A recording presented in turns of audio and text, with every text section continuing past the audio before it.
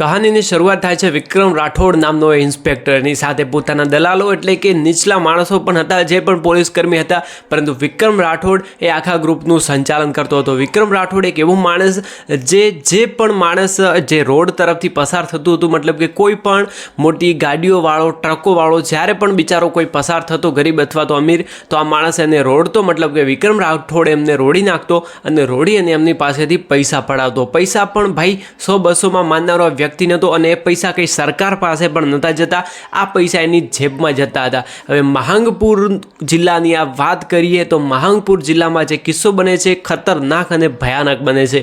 એની જો શરૂઆતની વાત કરીએ તો વિક્રમ રાઠોડ દરેક લોકો જે પણ આસપાસ આવતા હોય દરેક પાસેથી કંઈક ને કંઈક તો લેતો જ, મતલબ કે પૈસા ના હોય તો ચાંદી લેતો, ચાંદી ના હોય તો સોનું લેતો, પરંતુ એમને એમ આ વિક્રમ રાઠોડ કોઈને જવા દેતો નહીં. પરંતુ એને શું ખબર કે એના જીવનમાં એક દિવસ એવો કાળ બનીને આવવાનો છે જેણે ક્યારેય વિચાર્યું પણ નહીં હોય, પોતાની બધી ધન દોલત ક્યારેક જેલમાં ભોગવવી પડશે. તો વિડીયોની શરૂઆત ખૂબ જ રોમાંચક થવાની છે, તો સૌથી પહેલાં તો વિડીયોને લાઈક ઇવન ચેનલને સબસ્ક્રાઈબ કરવાનું ભૂલતા નહીં. જો વિક્રમ રાઠોડની વાત કરીએ તો વિક્રમ રાઠોડ બસ આ જ રીતે ગુજરાન ચલાવતો, મતલબ કે સરકાર પાસેથી જે તેઓ ઇન્સ્પેક્ટર હતા એનો તો પગાર મળતો જ હતો વિક્રમ રાઠોડને, પરંતુ એ પૈસાથી પણ એ માણસ સંતુષ્ટ નહોતો. કારણ કે તમને ખબર હશે ઘણા બધા હેવાનો એવા પણ હોય છે જેમની પગાર તો બહુ જ હોય છે, પરંતુ લાલચ એમના માટે બુરી બલા સાબિત થાય છે અને જેના કારણે નોકરી પણ ગુમાવે છે અને ઘણું બધું થાય છે. બસ વિક્રમ રાઠોડ સાથે પણ આ જ થવાનું છે.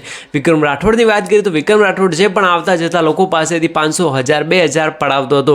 હવે એક દિવસ એની સાથે લાલજીભાઈ મળે છે અને લાલજીભાઈ પોતાનો ટ્રક ચલાવતા હોય છે, પરંતુ એમની પાસે ભાડું નથી હોતું કારણ કે ખાલી ડ્રાઈવર હોય છે, એ ટ્રકનો માલિક તો કોઈ બીજો હોય છે. પરંતુ વિક્રમ રાઠોડની વાત કરીએ તો વિક્રમ રાઠોડ એ માણસને એક દિવસ રોડે છે રાત્રિના સમય અને એની પાસેથી પૈસા પડાવે છે. ત્યારે વ્યક્તિ કહે છે કે મારી પાસે 300 રૂપિયા છે, જેમાંથી 200 રૂપિયાની મારી પત્નીને દવા લાવવાની છે અને મારી દાદીમાને, બંનેને થઈને 200 રૂપિયાની દવા લાવવાની છે, પરંતુ જે 100 રૂપિયા વધ્યા છે એ સાહેબ હું 100 રૂપિયા તમને આપું, મને જવા દો. પરંતુ વિક્રમ રાઠોડ માનવા માટે તૈયાર નહોતો કારણ કે 100 રૂપિયા એને એક રૂપિયો બરોબર લાગતો હતો, કારણ કે 100 રૂપિયા એની કોઈ કિંમત નથી, એ તો 500, 1000, 2000 અને 3000 સુધી પહોંચી વળતો અને આરામથી ટ્રકવાળા એને આપી પણ દેતા. પરંતુ જે આ લાલજીભાઈ માણસ હતો એ બિચારો બહુ જ ગરીબ હતો, પરંતુ આ માણસને તો કોઈ પડી જ નથી, ગરીબ હોય અથવા તો અમીર, એને તો બસ પૈસાનો ભૂખ્યો છે અને પૈસા મળે તો જતો રહેશે. તો લાલજીભાઈ એક દિવસ કહે છે કે સાહેબ મને જવા દો, હું તો કાયમ અહીંયા આવું છું, તમે એક દિવસ નહીં, હું તમને કાલે આપી દઈશ એવું હોય તો. પરંતુ આ માણસ માનવા માટે તૈયાર નહોતો, મતલબ કે વિક્રમ રાઠોડ. હવે એના પછી એ બહુ જ આજીજી કરે છે કે સાહેબ મને જવા દો, સાહેબ મને જવા દો, મારે પરિવાર છે, આ છે પેલું છે. પરંતુ આ માણસ બિલકુલ માને એવી હાલત કન્ડિશનમાં હતો જ નહીં, કારણ કે કન્ડિશન તો હતી પરંતુ પૈસાનો બહુ જ ભૂખ્યો હતો. પરંતુ આ વાત ક્યાંક ને ક્યાંકથી પહોંચી જાય છે આઈપીએસ ઈશિતા સાથે. હવે ઈશિતાની વાત કરીએ તો ઈશિતા ખૂબ જ ઈમાનદાર પોલીસ ઓફિસર હતી, કારણ કે એને ભાઈ કોઈ લાલચ હતી નહીં, એ સરકારમાંથી જે પોતાની સેવાનો પગાર મળતો હતો એમાં એ ખુશ હતી. પરંતુ આવા નાલાયક લોકો ખુશ નહોતા, જેના કારણે જો વાત કરીએ આઈપીએસ ઈશિતાની તો આ બધો ડેટા ચેક કરે છે ને એ જુએ છે કે ભાઈ આ આપણે જે માણસને અત્યારે જેને પકડવાનું કાવતરું કરીએ છીએ, માણસ કોઈ સાદો સીધો નથી, એ માણસની પહોંચ બહુ ઊંચે છે, મતલબ કે રાજ્ય લેવલે રાજ્યના જે નેતાઓ છે એની સાથે આ માણસની પહોંચ છે. તો જો આપણે એને વગર કારણે અથવા તો વગર ગુનાએ જો આપણે એને પકડી લેશું તો આપણી પાસે કોઈ સબૂત હોય નહીં અને આ બીજા દિવસે છૂટી જશે અને મારું ક્યાંક બીજે ટ્રાન્સફર થઈ જશે.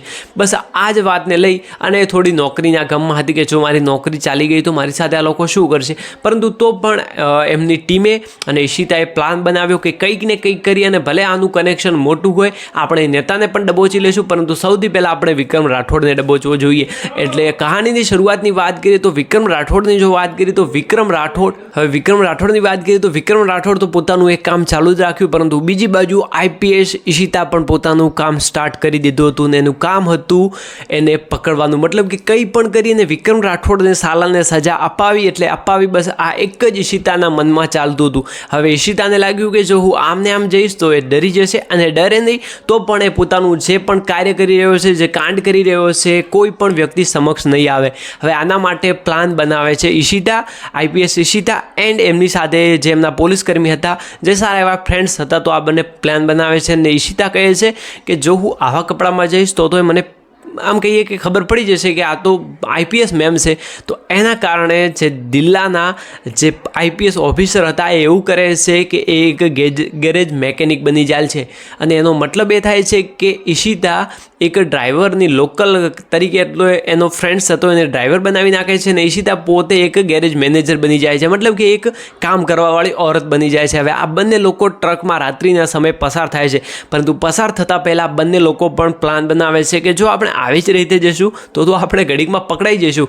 આના માટે આપણે એક પ્લાન બનાવવો પડશે. તો જે મતલબ કે જે રોડ હતો, જે રોડ ઉપર આ માણસ કાંડ કરતો હતો, મતલબ કે વિક્રમ રાઠોડ જે લોકો પાસેથી પૈસા ઉઘરાવતો હતો, બસ એને ખબર નહોતો કે એ રાત્રિનો સમય એના માટે કાળ બનીને આવી રહ્યો છે.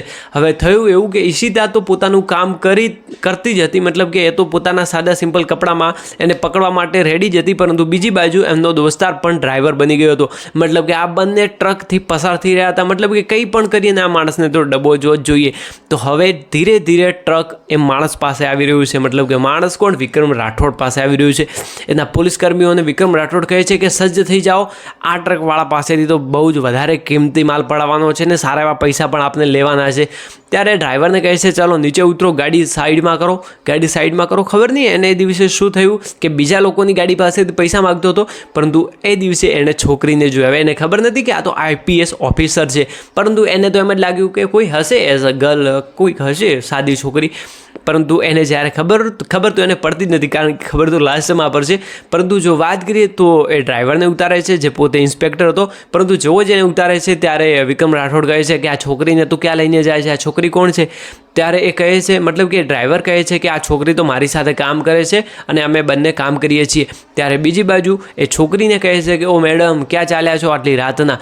ત્યારે એ કહે છે, મતલબ કે આઈપીએસ ઈશિતા કહે છે કે અમે અમારા કામે જઈએ છીએ, તારે શું કામ છે બોલ. મતલબ કે તુકારો આપી અને એને ઇન્સ્પેક્ટરની વાત કરી. હવે તુકારો આપીને જેવી જ વાત કરી એના પછી ભાઈ સામેવાળો માણસ મતલબ કે વિક્રમ રાઠોડ થઈ જાય છે બહુ જ વધારે ગુસ્સે, અને કે ચલો નીચે ઉતરો. બંનેને નીચે ઉતારે છે ને નીચે ઉતર્યા બધી જે સીન બને છે લિટરલી આમ કહીએ કે કોઈએ વિચાર પણ ના કર્યો એવો સીન ક્રિએટ થાય છે. કારણ કે જેવો જ આઈપીએસ ઈશિતા નીચે ઉતરે છે, મતલબ કે એને તો ખબર નથી કે આ તો કોઈ મોટી, તો પછી એને તો લાગ્યું કે કોઈક હશે ગામડાની છોકરી. પરંતુ જ્યારે બંનેને નીચે ઉતારે છે ને કહે છે કે લાવો ભાઈ 5,000 રૂપિયા લાવો, બીજા પાસેથી 2,000 ઉઘરાવતો હતો, પરંતુ આ ટોળ ગઈ આ માણસ પાસેથી 5,000 ઉઘરાવે છે. એને કંઈક શંકા ગઈ છે એટલા માટે 5,000 લોકો એ પાસેથી ઉઘરાવે છે. પરંતુ ઈશિતા સાફ આપવાનો ઇનકાર કરી દે છે કે અમારી પાસે લાયસન્સ છે, અમારી પાસે તમે જે કહો એ કાગળિયા છે, તો પછી તમે દંડ શેનો માગો છો?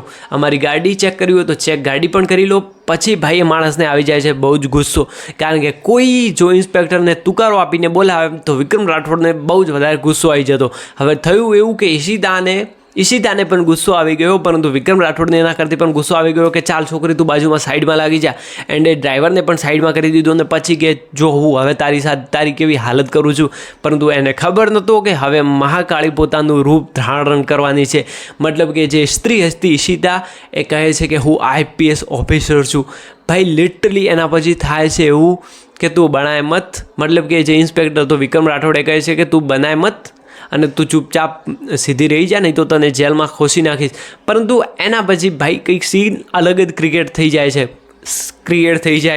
મતલબ કે એના પછી થાય છે એવું કે જેવું જ આટલું ઈશિતા બોલે છે કે હું આઈપીએસ ઓફિસર છું, એના પછી ભાઈ તરત જ એ કંઈક દબાવે છે, બટન દબાવે છે, અને એના પછી 3 લક્ઝરિયસ ગાડી, મતલબ કે 3 પોલીસની કાર ત્યાં આવી જાય છે.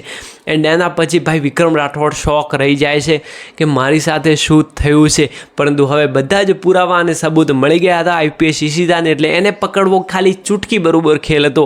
પરંતુ ચૂટકીનો ખેલ એ વિક્રમ રાઠોડ માટે પણ હતો કે છૂટી જઈશ હું ચૂટકીમાં.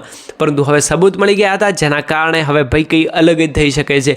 કારણ કે આઈપીએસ પછી જે વિક્રમ રાઠોડ છે, વિક્રમ રાઠોડને ઈશિતા મેમ પકડી લે છે અને ઈશિતા પકડી અને પછી એને જેલમાં નાખી દે છે. પરંતુ જ્યારે ખબર પડે છે એને કે ભાઈ હું ક્યાં ફસાઈ ગયો, જે મારું કામ ચાલતું હતું, જે સરકાર મને સેવાનો પગાર આપતી હતી, એ પણ મારા નસીબમાં ના થયો. એન્ડ ત્યારબાદ જે લાલજીભાઈ હતા, લાલજીભાઈ પણ ત્યાં આવે છે ને લાલજીભાઈ રોવા લાગે છે, કારણ કે લાલજીભાઈની મધર હવે આ દુનિયામાં નથી રહી. એમને પોતાની માં ગુમાવી છે, કારણ કે એ દિવસે જો એ માણસે 300 ના લીધા હોત અને ખાલી 100 રૂપિયા લીધા હોત અને 200 એને દવાના આપી દીધા હોત તો શાયદ લાલજીભાઈ ઈશિતાબાઈ કહે કે મારી માં આ દુનિયામાં અને મારી પત્ની બંને આ દુનિયામાં હોત, પરંતુ એના પછી ઈશિતાને બહુ જ વધારે ગુસ્સો આવે છે ને ઈશિતા દરેક લોકોને કહે છે કે જો તમને કોઈ પણ હેરાન પરેશાન કરે અથવા તો તમારી પાસેથી ખોટા પૈસા પડાવે તો તમે અમારા ઓફિસમાં ફોન કરી શકો છો, પોલીસ સ્ટેશનમાં જો તમે ફોન કરશો અમે તરત જ આ નરાધમોને આ ગુંડાઓને પકડી લઈશું. હવે આટલો સીન ક્રિએટ થયા બાદ ભાઈ એ માણસ બહુ જ વધારે ગુસ્સે થઈ જાય છે અને ક્યાંકથી કોન્ટેક્ટ કરી અને એને છોડાવવા માટે નેતાઓને કોન્ટેક્ટ કરે છે. પરંતુ જેવા જ નેતાઓને કોન્ટેક્ટ કરે છે ત્યારે ઈશિતાને ખબર પડી જાય છે કે આ ટોળકી બહુ જ વધારે મોટી છે અને આને પકડવી એ કંઈ નાની હેલી વાત નથી. પરંતુ એના પછી થાય છે એવું કે ઈશિતા તરત જ પ્રેસ કોન્ફરન્સ કરે છે, નેતા પણ પ્રેસ કોન્ફરન્સ કરે છે, પરંતુ ઈશિતા સૌથી પહેલાં પ્રેસ કોન્ફરન્સ કરી અને કહે છે કે કંઈ પણ કરી અને આ બધી જ ગેંગને પકડવાની છે. પરંતુ બીજી બાજુ વાત કરીએ તો કોન્ટેક્ટ તો એ વિક્રમ રાઠોડ પણ કરતો હતો, જેલમાંથી છોડાવવાનો પ્રયાસ કરતો હતો કે હું કઈ રીતે જેલમાંથી છૂટું.